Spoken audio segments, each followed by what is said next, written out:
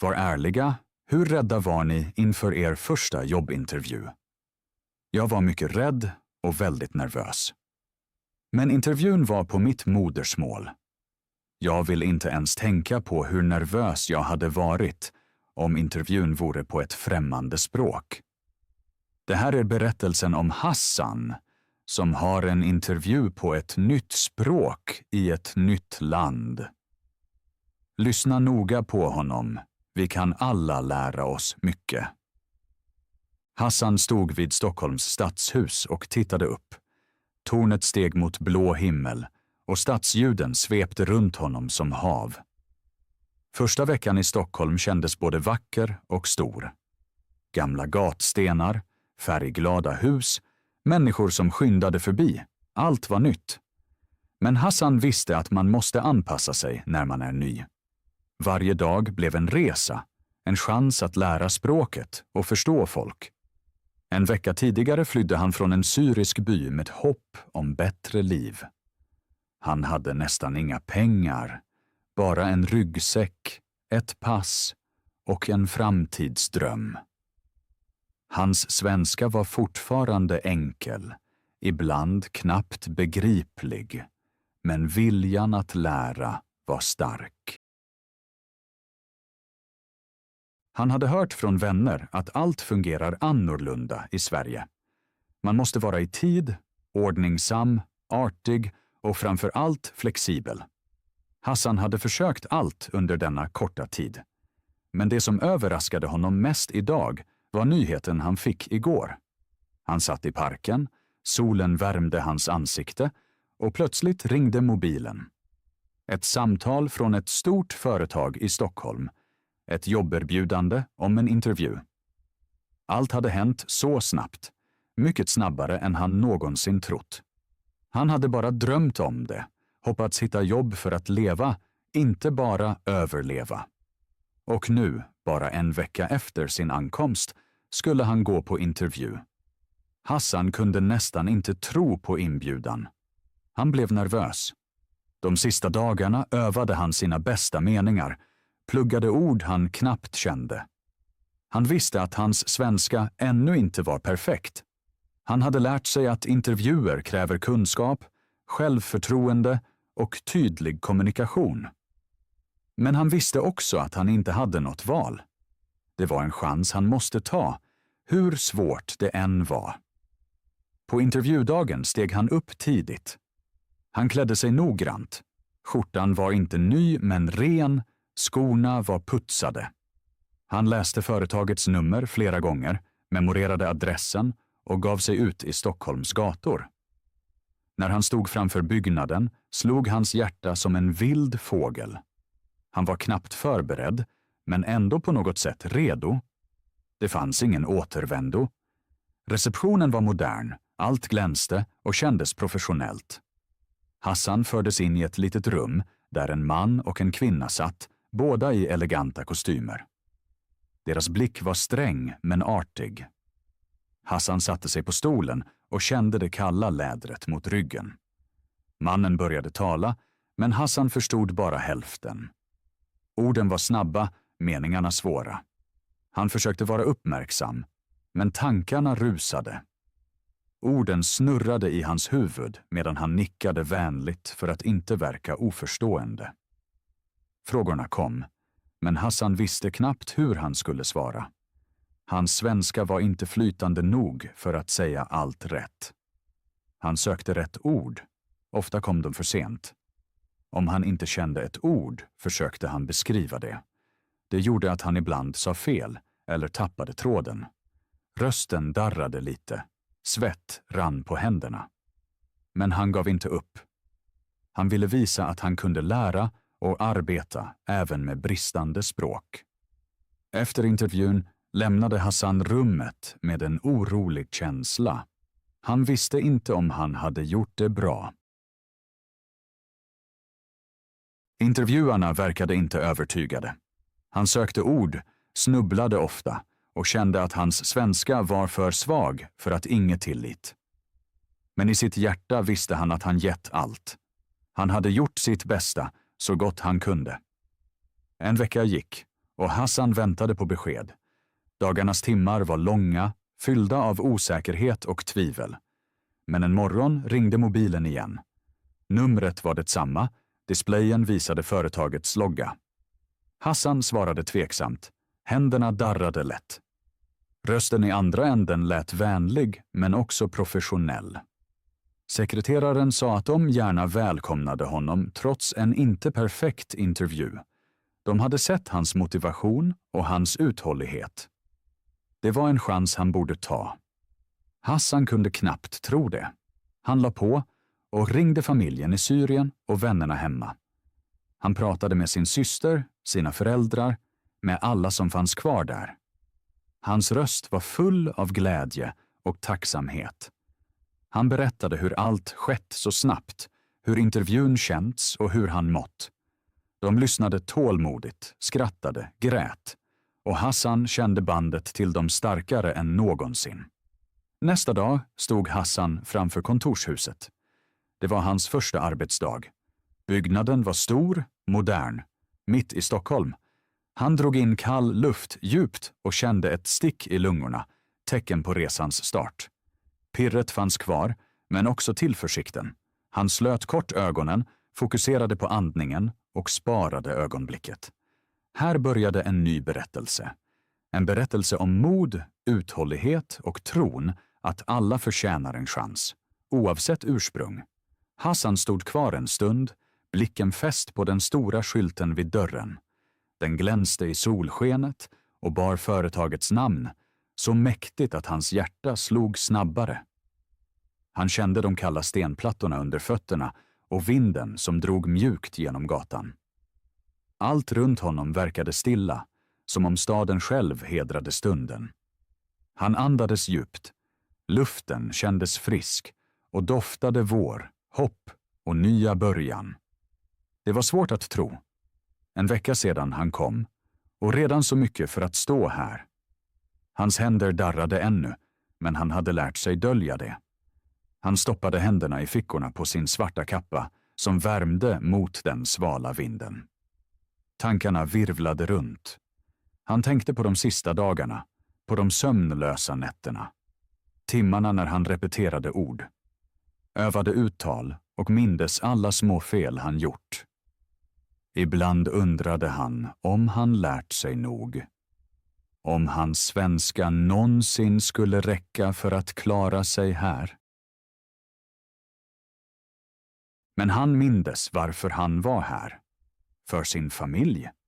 För en bättre framtid. Han kände passerandes blickar, men han hade lärt sig att inte skämmas.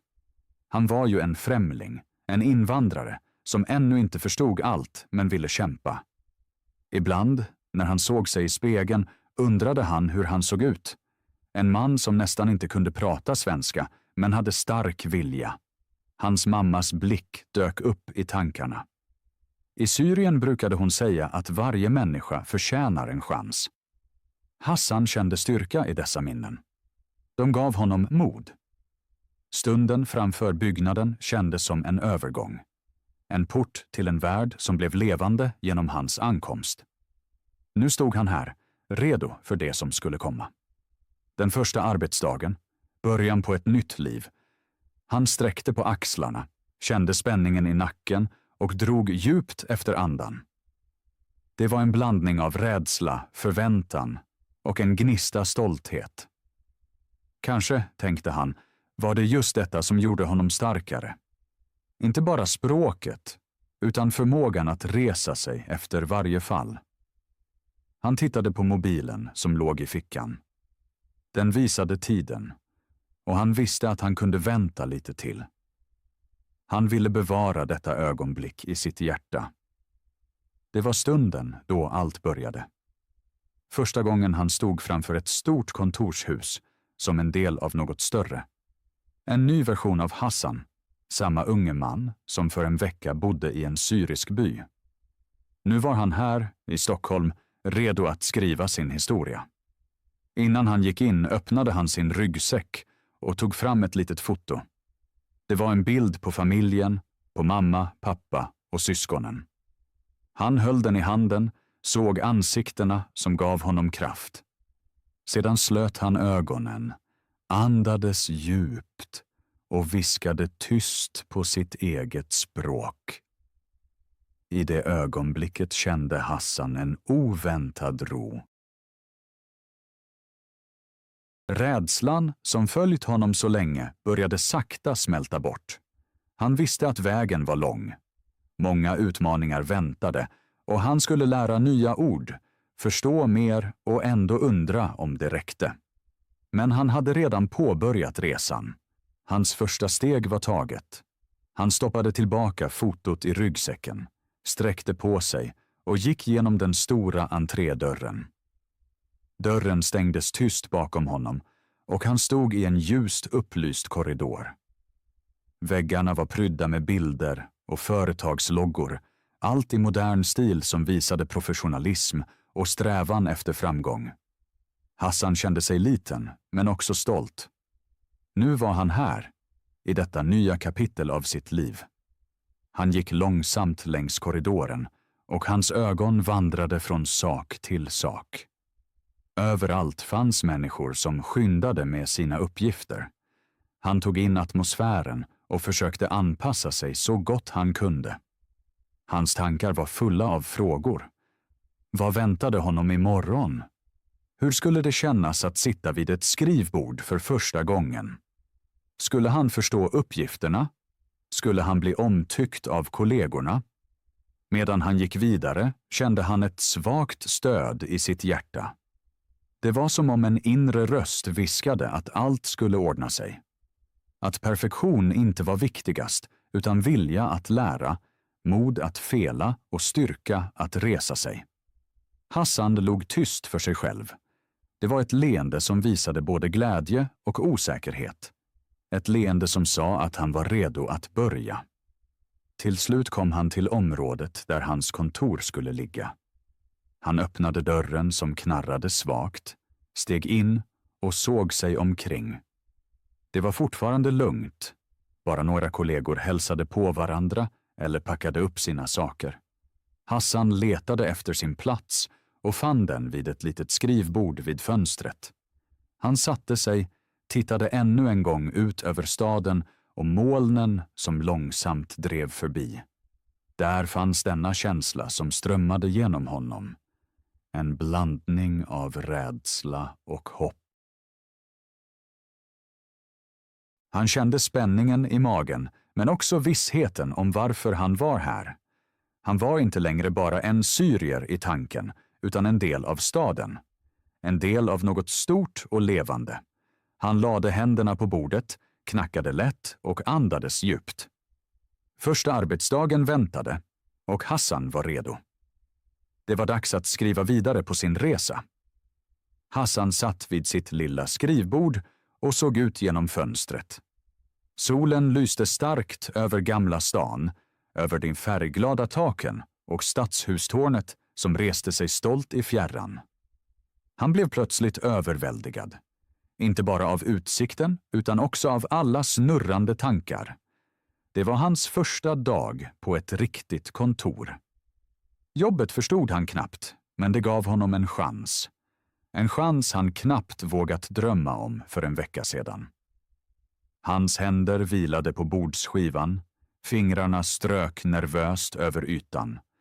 Han visste att de andra kollegorna nog redan lagt märke till honom. Han var den nye, främlingen, mannen som knappt talade svenska, men ändå satt här. Hans hjärta slog snabbt. Han kände upphetsning, scenskräck och rädsla för att göra fel. Samtidigt fanns där en stilla stolthet. Han hade kommit ända hit. Han var här, i detta rum, redo för utmaningen. De senaste dagarna hade Hassan lärt sig mycket. Han hade repeterat ord högt, satt ihop meningar och försökt småprata med de få svenskar han kände.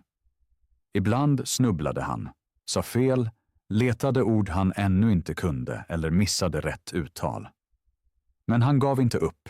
Varje litet framsteg, varje ny erfarenhet var ett steg framåt. Varje paus, varje blick runt rummet blev en lektion. Han iakttog kollegorna, lyssnade noga på hur de talade, hälsade och ställde frågor. Han försökte suga in allt. Allt var så annorlunda jämfört med hans hemby, där folk pratade enkelt och tiden ibland stod still. Här i Stockholm rörde sig allt, hektiskt, högt och fullt av energi. Men Hassan kände också värmen, känslan av att verkligen vara här. En del av en gemenskap. Hans första kollega, Per, kom runt hörnet. Han var lång, hade grått hår och bar glasögon. Han log vänligt när han såg Hassan. Hassan försökte hålla ögonkontakten, även om han visste att hans svenska inte var perfekt. Per talade med lugn röst. God morgon, Hassan. Hur mår du idag? Frågade han på svenska. Hassan nickade och svarade så gott han kunde. God morgon. Tack, bra. Jag är lite nervös. Hans svenska var fortfarande hackig, men han försökte vara öppen. Per skrattade tyst. Det är normalt. Alla är nervösa i början. Han lade en hand på Hassans axel. Om du har frågor, fråga mig bara. Hassan kände ett litet sting i hjärtat. Det var skönt att någon var så vänlig. Han nickade tacksamt och sa, tack, jag lär mig varje dag. Per låg ännu bredare. Det är det viktigaste, lära och inte ge upp. Hassan märkte hur nervositeten långsamt försvann. Dagen var fortfarande lång och han visste att han hade mycket kvar att lära. Men just nu tändes en liten låga av tillit inom honom. Kanske var det möjligt att få fäste här. Kanske kunde han ändå klara sig, även om allt var nytt. Chefen, herr Andersson, kom in på kontoret efter en timme. Han var en man i 50-årsåldern, allvarlig men rättvis. Han såg sig om, nickade mot kollegorna och höll sedan ett kort tal. Välkomna allihopa. Jag är glad att se nya ansikten här. Vi har mycket att göra och jag förväntar mig att alla gör sitt bästa. Hans röst var lugn men bestämd. Hassan förstod bara lite, men orden välkomna och mycket att göra visade att han tillhörde något stort.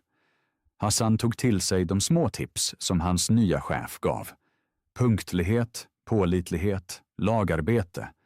Det var saker som räknades. Hassan tänkte på sitt hem, på tiden med familjen. Där var allt enklare. Här var allt krångligare, fullt av regler och förväntningar som han först måste lära sig. Men han ville inte misslyckas. Dagen gick snabbt. Det fanns många nya intryck, nya ord, nya människor. Hassan antecknade flitigt, försökte förstå allt. Han kände belastningen, men också glädjen när han gjorde små framsteg. Efter lunch satt kollegorna i det lilla köket, åt mackor och drack kaffe. Hassan iakttog dem, lyssnade på samtalen. Han försökte delta, även om hans svar ibland bara var en nick. På eftermiddagen blev det lugnare. Hassan satte sig vid sitt skrivbord, öppnade sin anteckningsbok och skrev upp ord han inte kände. Han ville lära dem så att han kunde svara bättre nästa gång. Det var ansträngande, hjärnan gick på högvarv. Men han visste att det var värt det. Varje ord han lärde sig var en sten på vägen framåt. När arbetsdagen närmade sig sitt slut kände Hassan en blandning av trötthet och lättnad. Han var stolt över sig själv, även om mycket fortfarande var oklart. Han packade ihop sina saker, bugade lätt för kollegorna som log och sa hej då. Hassan svarade med ett litet leende, även om hans svenska ännu inte var perfekt. Han visste att han hade mycket kvar att lära. Men idag, på sin första dag, hade han vunnit en liten seger. Vägen hem var stilla. Hassan gick genom gatorna och gatlyktornas ljus lyste upp trottoarerna. Han tänkte på sin familj, på samtalet han gjort igår, på orden han sagt. Han hade berättat att han fått ett jobb, även om han ännu inte visste hur allt skulle gå. De hade bara lett och uppmuntrat honom att fortsätta. Hassan kände tårar stiga, men han höll dem tillbaka. Det var ett ögonblick av styrka, där han bevisade för sig själv att han kunde lyckas. I sitt lilla rum satt Hassan på sängen. Han tog fram den lilla bärlock han alltid bar och höll den i handen. Det var en gåva från hans mamma, ett litet silverarmband. Han tittade länge på det och kände värmen i hennes kärlek. Sedan slöt han ögonen och viskade tyst. Jag klarar det. Hans röst var knappt hörbar, men inom sig kände han ett nytt självförtroende. Första arbetsdagen var över och det var bara början. Men för Hassan betydde det redan mycket. Han hade kommit fram och framtiden låg öppen framför honom.